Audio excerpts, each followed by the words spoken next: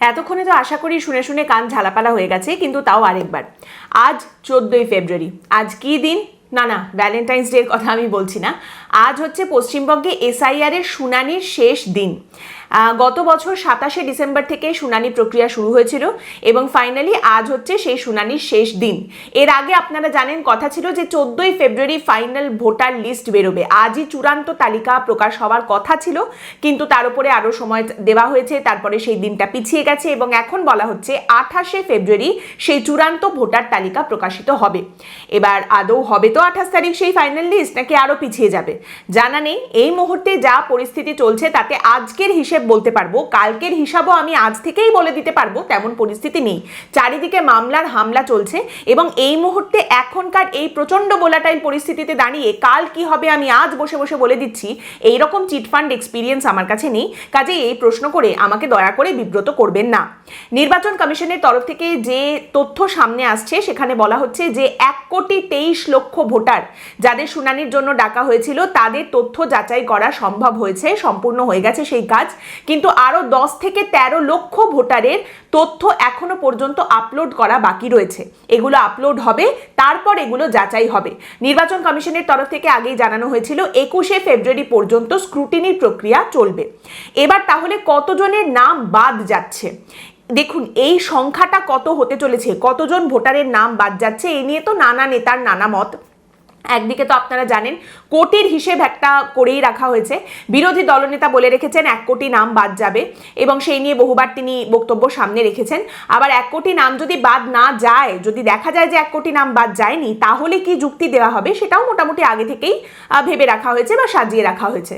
তারই সঙ্গে আবার আরেকজন বিরাট বড় কাকলি ফার্নিচার সাংবাদিক রয়েছেন, তিনি বলে দিয়েছেন যে 2 কোটি অন্তত নাম তো বাদ যেতেই হবে। 2 কোটি নাম বাদ না গেলে বলতে হবে যে এসআইআর কিন্তু একেবারেই সফল হয়নি। 2 কোটি নাম বাদ গেলে বোঝা যাবে, তখন আমরা বলবো যে এসআইআর সফল, না হলে কিছুই হয়নি। তো এই পরিপ্রেক্ষিতে দাঁড়িয়ে আমরাও একটা সংখ্যার আপনাদের সামনে রাখছি যে কতজনের নাম বাদ যেতে পারে। তবে এটা আমাদের সংখ্যা নয়, আমরা একটা বানিয়ে বানিয়ে বলছি সংখ্যা, এমনটা নয়। এটা একদম অফিসিয়ালি যে তথ্য নির্বাচন কমিশনের তরফ থেকে সামনে রাখা হচ্ছে এখন, সেই সংখ্যা। আপনারা জানেন অলরেডি খসড়া তালিকা থেকে 58 লক্ষ নাম বাদ গিয়েছিল।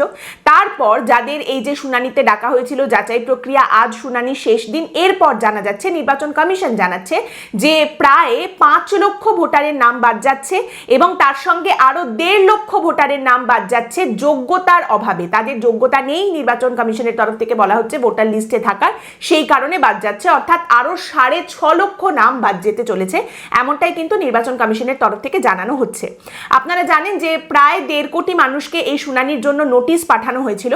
তার মধ্যে 32 লক্ষ ছিলেন আনম্যাপড ভোটার, বাকিদের লজিক্যাল ডিসক্রিপেন্সির জন্য কিন্তু নোটিশ পাঠানো হয়েছিল। তথ্য যাচাইয়ের প্রক্রিয়া সম্পন্ন হয়েছে এবং প্রায় 6.5 লক্ষ নাম বাদ যেতে চলেছে, এমনটাই জানানো হচ্ছে।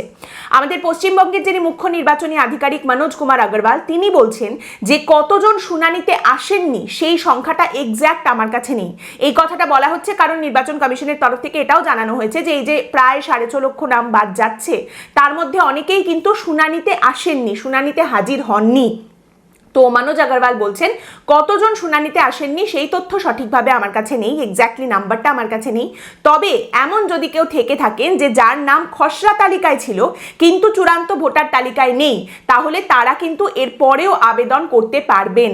ফাইনাল লিস্ট বেরিয়ে যাওয়া মানেই এই ভোটার তালিকার কাজ একদম শেষ হয়ে গেল বা শুরু হলো, কোনোটাই নয়। ফাইনাল লিস্ট বেরোনোর পরেও যোগ বিয়োগ চলতেই থাকবে, কোথাও কোনো ভুল ভ্রান্তি থাকলে কিন্তু এর পরেও আবেদনের জায়গা থাকবে।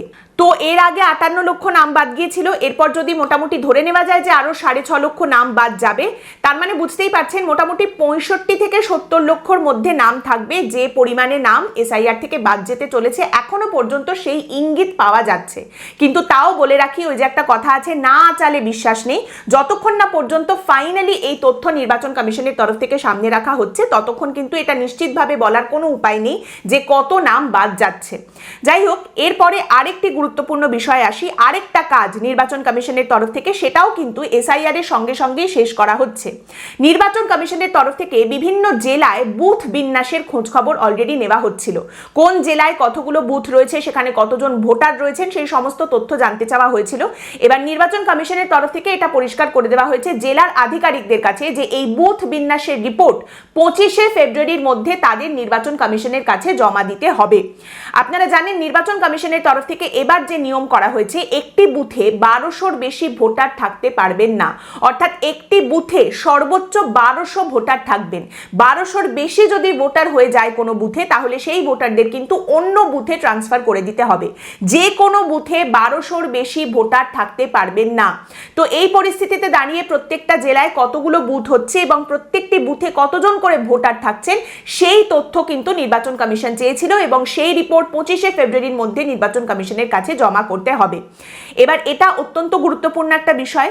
এই যে 1200-র বেশি ভোটার থাকবেন না, এ কারণে এটা গুরুত্বপূর্ণ।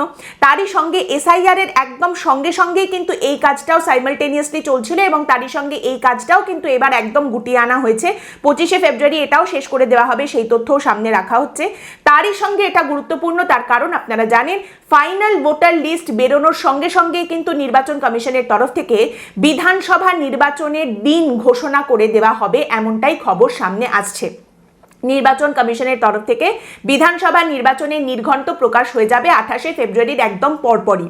এবং তারই সঙ্গে আজ আরও একটি যে খবর সামনে এসেছে সেটা হচ্ছে এই পরিস্থিতিতে বর্তমান সময়ে দাঁড়িয়ে এসআইআর এবং পশ্চিমবঙ্গের বিধানসভা নির্বাচনের জন্য নির্বাচন কমিশনের তরফ থেকে একজন বিশেষ পর্যবেক্ষককে নিযুক্ত করা হয়েছে। তিনি হচ্ছেন প্রাক্তন আইপিএস অফিসার এন.কে. মিশ্রা। এই যে বিশেষ পর্যবেক্ষক হিসেবে তাকে নিযুক্ত করা হয়েছে, নির্বাচন কমিশনের তরফ থেকে বিজ্ঞপ্তি জারি করে এটা জানিয়ে দেওয়া হয়েছে।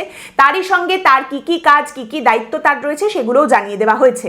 মোটামুটি জানা যাচ্ছে যে পশ্চিমবঙ্গের এই যে এসআইআর এবং যে বিধানসভা নির্বাচন, তার বিভিন্ন কাজকর্ম পরিকল্পনা, কোথায় কি হবে না হবে সেই সমস্ত কিছু তদারকির দায়িত্বে থাকবেন এই প্রাক্তন আইপিএস অফিসার, নির্বাচন কমিশন নিযুক্ত বিশেষ পর্যবেক্ষক এন.কে. মিশ্রা। তারই সঙ্গে বিধানসভা নির্বাচনের আগের যে বিভিন্ন প্রস্তুতিমূলক কাজকর্ম, সেগুলোর তদারকির দায়িত্বেও কিন্তু থাকবেন এই বিশেষ পর্যবেক্ষক। তো এবার এই যে এসআইআর প্রক্রিয়া সেটা শেষ হতে চলেছে। এই মুহূর্তে দাঁড়িয়ে যদি বলা হয় যে এই গোটা প্রক্রিয়া জুড়ে আমাদের রাজ্য সরকার এবং রাজ্যের শাসক দলের ভূমিকা কি ছিল, সেটা আবার চর্বিত চর্বণ করে আপনাদের মনে করিয়ে দেওয়ার কোনো প্রয়োজন আছে বলে আমার মনে হয় না। আপনারা সকলেই জানেন রাজ্য সরকার এবং শাসক দলের ভূমিকা কি ছিল, কিন্তু তারপরেও যেহেতু আমরা একটা প্রক্রিয়া মোটামুটি শেষ করে আরেকটা প্রক্রিয়ার দিকে একটা নতুন এগোতে চলেছি, মানে এই এসআইআর শেষ করে বিধানসভা নির্বাচনের দিকে এগোতে চলেছি, এই মুহূর্তে দাঁড়িয়ে যদি এর উত্তর দিতেই হয় তাহলে বলা যেতে পারে যে সেই ভূমিকাটা রাজ্য সরকার বা শাসক দলের ছিল অনেকটা ধ্বংসাত্মক ঢ্যাঁটামির। কেন এই কথা বলছি, দুটো উদাহরণ আপনাদের দিচ্ছি। একটা হচ্ছে নির্বাচন কমিশনের তরফ থেকে আমাদের রাজ্য সরকারকে নির্দেশ দেওয়া হয়েছিল এই রাজ্যের 4 জন আধিকারিক ভোটার তালিকার কাজে কারচুপি করেছেন, জোট চুরি করেছেন, সেই কারণে 4 জন আধিকারিকের বিরুদ্ধে এফআইআর করতে হবে, রাজ্য সরকারকে এই নির্দেশ দেওয়া হয়েছিল। এবার এই 4 জন ইআরও এবং এইআরও হিসেবে কাজ করছিলেন। নির্বাচন কমিশন নির্দেশ দেওয়ার পরেও রাজ্য সরকার সেই কাজ করেনি, বরং রাজ্য সরকারের তরফ থেকে নির্বাচন কমিশনকে চিঠি লিখে বলা হয়েছে কেন এত শাস্তি দিচ্ছেন, একটা লঘু পাপে গুরুদণ্ড হয়ে যাচ্ছে, কেন এমনটা করছেন। এবার এই কাজের জন্য যেহেতু রাজ্য সরকার এই নির্দেশ পালন করছে না, সেই কারণে এর আগে যিনি মুখ্য সচিব ছিলেন আমাদের মনোজ পন্থ, তাকে নির্বাচন কমিশন দিল্লিতে তলব করেছিল এবং তারপরেও এই কাজটা হয়নি।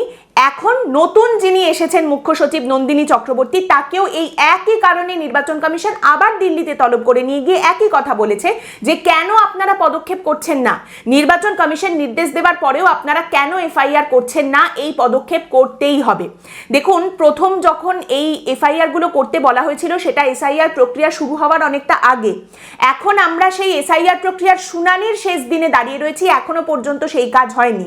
পুরনো যিনি মুখ্য সচিব ছিলেন তিনি এখন উপদেষ্টা হয়ে ঘুরে বেড়াচ্ছেন। তিনি নির্বাচন কমিশনের কাছে গিয়ে হাতি ঘোড়া ব্যাংক কিছু একটা বুঝিয়ে এসেছিলেন, কিছু একটা যুক্তি দিয়ে এসেছিলেন যে কেন রাজ্য সরকার এটা করছে না। এখন নতুন মুখ্য সচিব এসেছেন, তিনি এবারে নির্বাচন কমিশনের কাছে গিয়ে ঘোড়া হাতি ব্যাংক কিছু একটা যুক্তি দিয়ে আসবেন যে কেন এটা করা হচ্ছে না। নির্বাচন কমিশনের তরফ থেকে আবারও বলা হয়েছে আপনারা এফআইআর করুন, রাজ্য সরকারকে এফআইআর করতে হবে। 17ই ফেব্রুয়ারি পর্যন্ত একটা ডেডলাইনও দেওয়া হয়েছে যে এর মধ্যে পদক্ষেপ নিয়ে আপনাদের জানাতে হবে নির্বাচন কমিশনকে যে আপনারা কি করলেন।